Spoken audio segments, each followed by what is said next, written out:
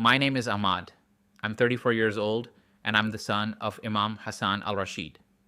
On September 23rd, 2019, I died for 8 minutes and 47 seconds. What I experienced in those minutes changed everything I believed about God, about Jesus, and about eternity.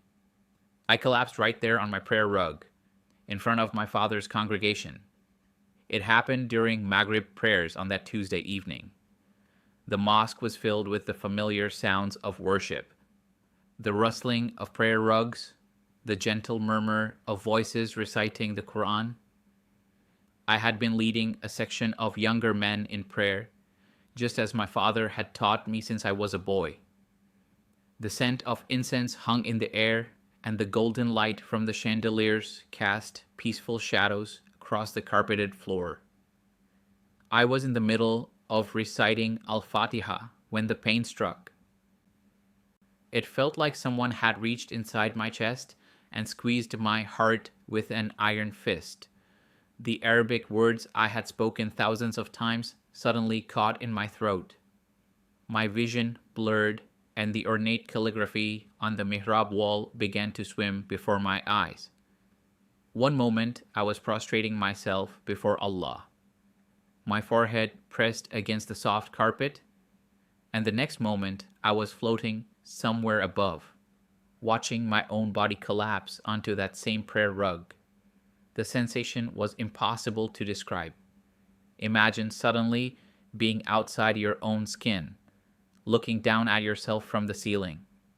That was my new reality. From this strange vantage point, I could see everything with perfect clarity.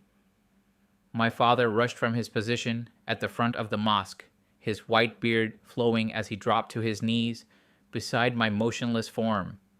His face, usually so composed and dignified during prayers, was twisted with terror.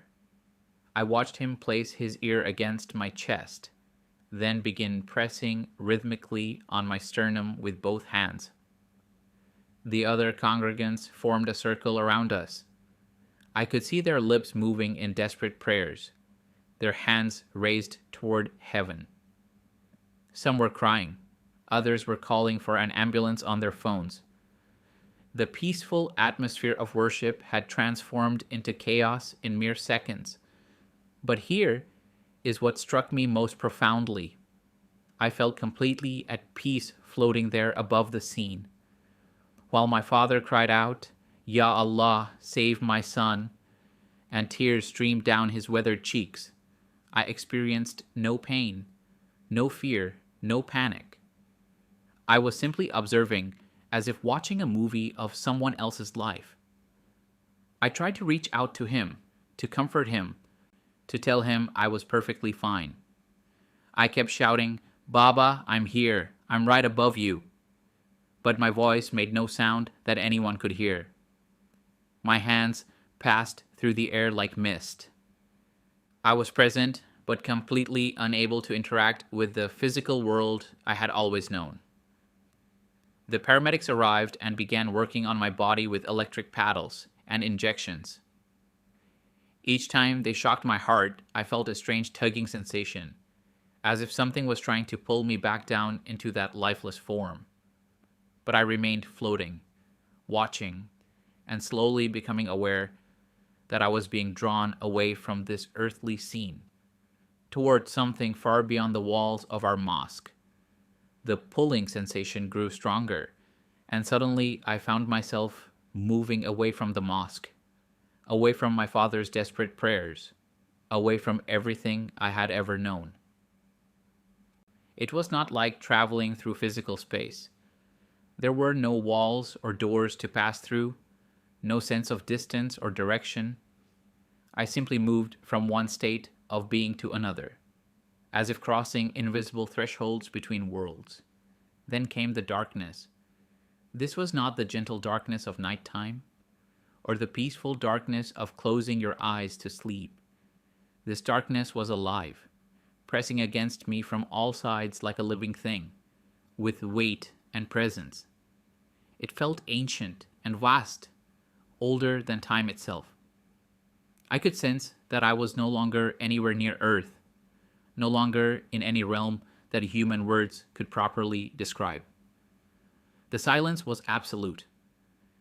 In the mosque, there had always been some sound, whether prayers or footsteps or the distant hum of traffic outside. Here, there was nothing. The silence was so complete it seemed to have its own voice, whispering things I could not understand. I tried to call out, but even my own voice was swallowed by this consuming void. Fear began to creep into my consciousness. This was not the paradise I had been taught to expect after death. Where were the rivers of milk and honey? Where were the gardens of eternal bliss that my father had described in countless sermons? Instead, I found myself suspended in an emptiness that felt neither welcoming nor peaceful. I began to question everything I thought I knew about the afterlife. Had I lived wrongly? Had my prayers not been sincere enough?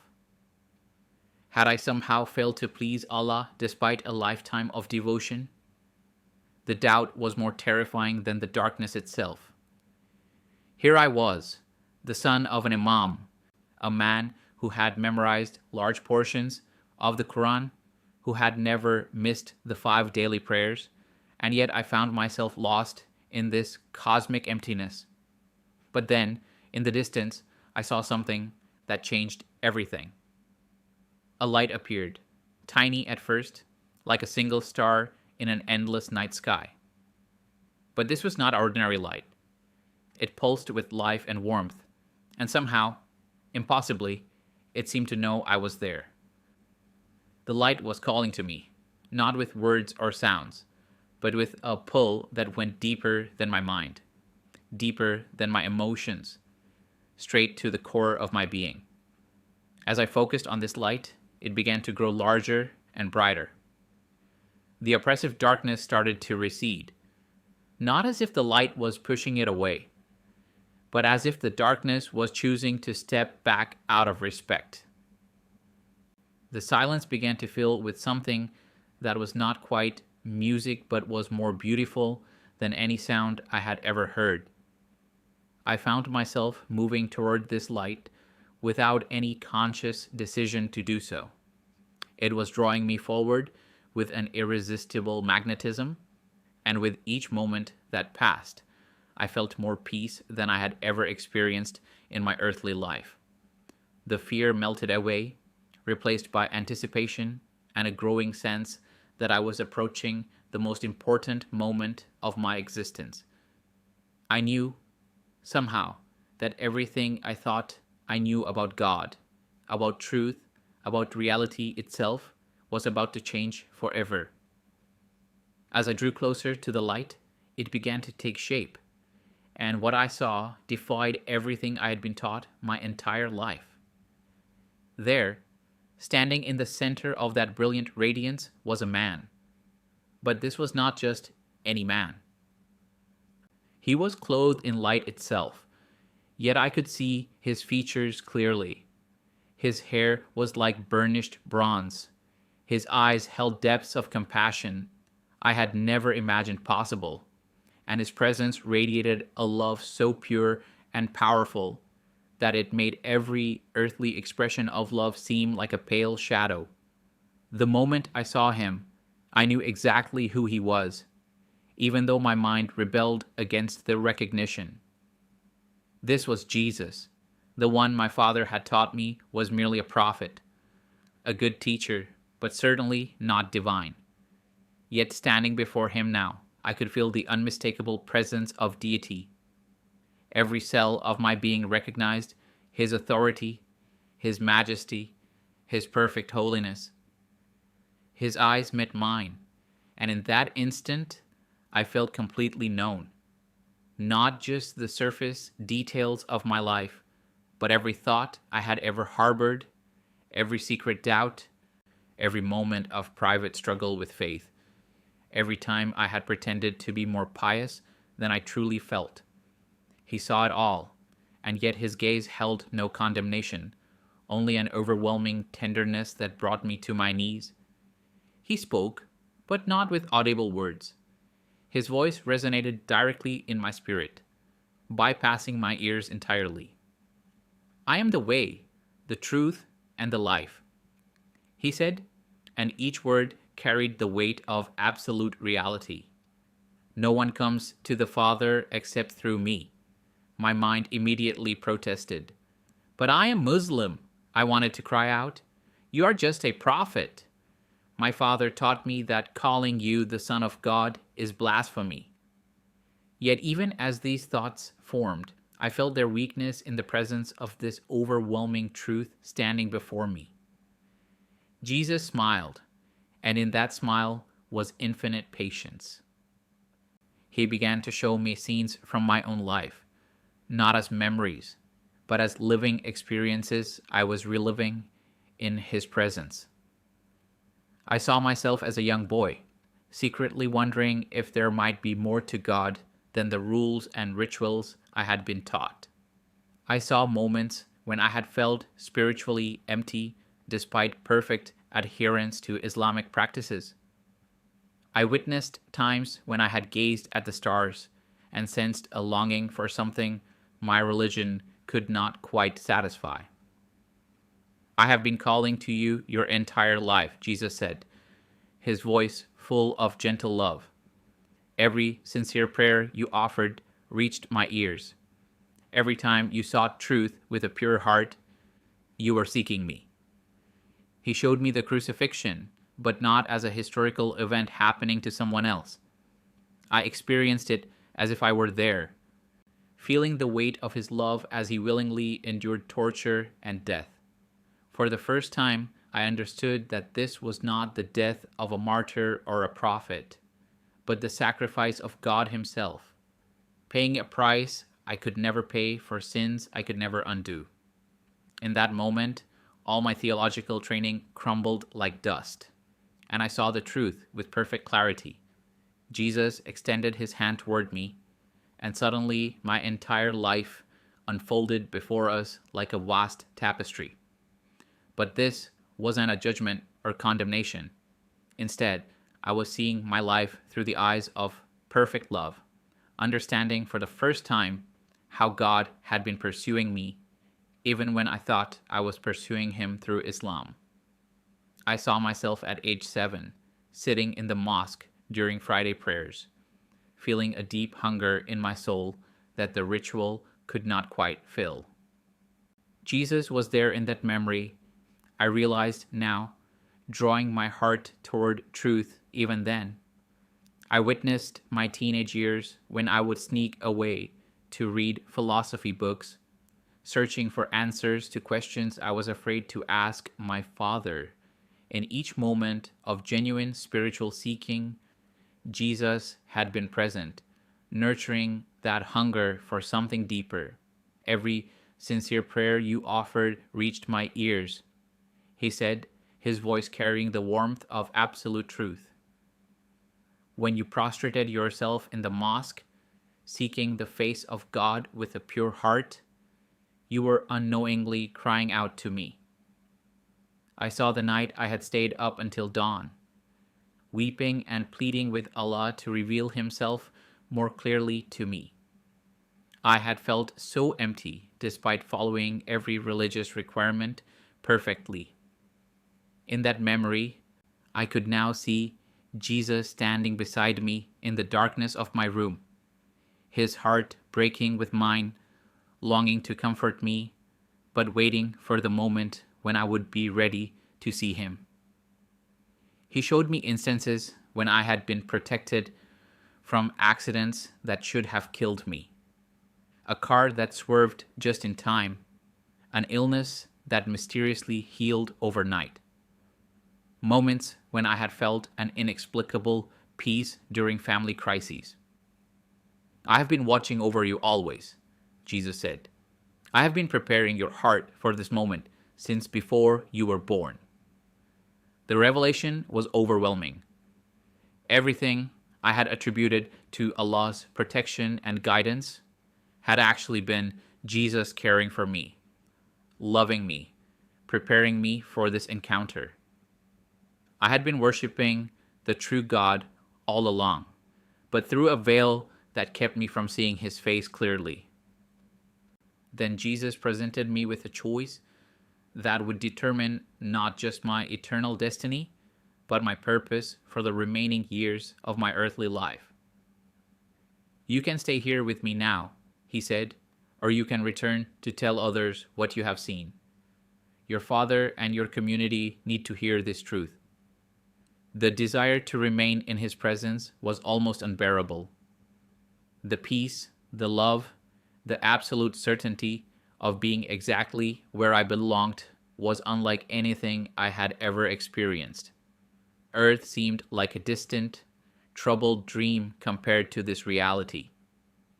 But then I thought of my father, weeping over my lifeless body in that hospital room.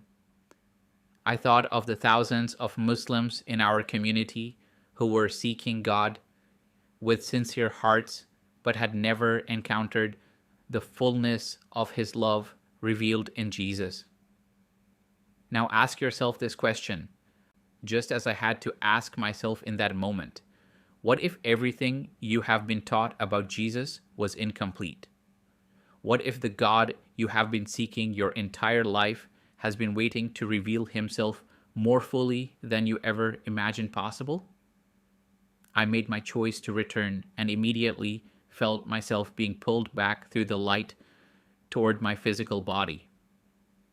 The sensation was like being drawn through a tunnel of pure energy, moving at impossible speed, yet feeling completely safe. The presence of Jesus remained with me throughout this journey, his peace surrounding me even as I prepared to re-enter a world of pain and confusion. The moment I slammed back into my physical form was jarring beyond description. Imagine being pure spirit, free from all physical limitations, and then suddenly being compressed back into flesh and bone. Every nerve in my body screamed to life at once. The weight of my own limbs felt crushing after floating weightlessly in the presence of God.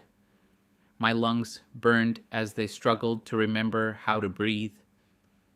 The first face I saw was my father's, tear-stained and desperate. His weathered hands were gripping mine so tightly, I could feel his pulse racing through his fingertips. Behind him stood the Imam from the neighboring mosque, several elders from our community, and my younger brother Rashid, whose eyes were red from crying. The hospital room smelled of antiseptic and fear. "Ahmad," my father whispered, his voice breaking. "Ya Allah, you have returned my son to me." The doctors were amazed. They kept checking their monitors and shaking their heads in disbelief. Dr. Hassan, who had been treating our family for years, pulled my father aside and spoke in hushed tones about how unusual my recovery was. 8 minutes and 47 seconds of cardiac arrest. I heard him say, "There should be brain damage. There should be complications. This is medically impossible." But I was not concerned with medical explanations. Every detail of my encounter with Jesus remained crystal clear in my mind, more vivid than the hospital room around me. The love I had experienced, the truth I had witnessed, the choice I had made to return all burned within me like an unquenchable fire. In the days that followed, as my physical strength slowly returned, I struggled with how to share what I had experienced. How could I tell my father, the most respected Imam in our district, that I had met Jesus and discovered him to be the Son of God? How could I explain to our community that everything we had been taught about Christianity might be incomplete? My first attempt to describe my experience was met with gentle concern for my mental state. Brain death causes hallucinations, my father explained patiently. The lack of oxygen created visions. This is a known medical phenomenon. The community elders nodded in agreement. They suggested I spend more time in prayer and Quranic study to ground myself in truth again. They arranged for me to meet with a neurologist who could explain how near-death experiences were simply the brain's response to trauma. But they could not explain away the complete transformation in my heart. They could not account for the peace that had replaced my lifelong spiritual hunger, or the certainty that had replaced my secret doubts. They said brain death caused visions, but I knew what I had experienced was more real than life itself. The growing isolation was painful, but the truth I had witnessed was too powerful to deny or forget. The weeks following my return became a secret journey of discovery. While continuing to attend prayers at the mosque to avoid suspicion, I began studying the Bible in private. I found a copy hidden in the back corner of a used bookstore, paying cash so there would be no record of my purchase. Reading the words of Jesus for the first time, I felt the same presence I had encountered during my death experience. Everything Jesus had shown me about his life and sacrifice became clear as I read the Gospels. The love that had overwhelmed me in his presence was the same love described in John 3:16. The truth he had spoken directly to my spirit was confirmed in his recorded teachings. This was not a hallucination or brain trauma. This was divine revelation. Through careful inquiry, I found a Christian pastor named David who agreed to meet with me secretly. Pastor David had worked with Muslim converts before and understood the delicate nature of my situation. He helped me understand the concept of grace, something completely foreign to my Islamic upbringing. In Islam, I had always tried to earn God's favor through good works and perfect obedience. Jesus offered something entirely different: unconditional love and forgiveness as a free gift. The decision to publicly declare my faith came after months of prayer and preparation. I knew the consequences would be severe, but the truth I had experienced was too precious to keep hidden. On a Friday evening, after my father had finished leading prayers, I stood up in front of our entire congregation and shared my testimony. The reaction was immediate and devastating. My father's face went through a progression of shock, disbelief, horror, and finally, a grief so deep it broke my heart. The congregation erupted in angry voices. Some called me mentally ill. Others accused me of being deceived by demons. Within hours, word had spread throughout our entire community. I lost my inheritance, my position as assistant Imam, and eventually my place in our family home. My father declared me dead to him, holding an actual funeral service for the son he said no longer existed. But I had gained something infinitely more valuable: eternal life and a personal relationship with the God of the universe. My baptism took place in a river outside the city, witnessed only by Pastor David and 2 other believers. As I went under the water, I felt the same overwhelming peace I had experienced in Jesus' presence. When I emerged, I was no longer Ahmad the Imam's son. I was Ahmad, the follower of Christ. Today, I travel sharing my testimony with anyone who will listen. I have spoken in churches, on street corners, and in private homes. My ministry focuses particularly on reaching Muslims who, like I once was, are hungry for a deeper relationship with God. Look inside your own heart right now. Is there a longing for something more than religion, more than rules and rituals? I am not asking you to abandon your faith. I am asking you to encounter the person behind all true faith. Jesus did not come to start a religion. He came to restore our relationship with God. I was raised as the son of an Imam, devoted to Allah with all my heart. But after dying and meeting Jesus face to face, I discovered that Jesus is the way to God. Jesus changed everything, and he can change everything for you too. Do not take my word for it. Ask him yourself. I promise you, he will answer.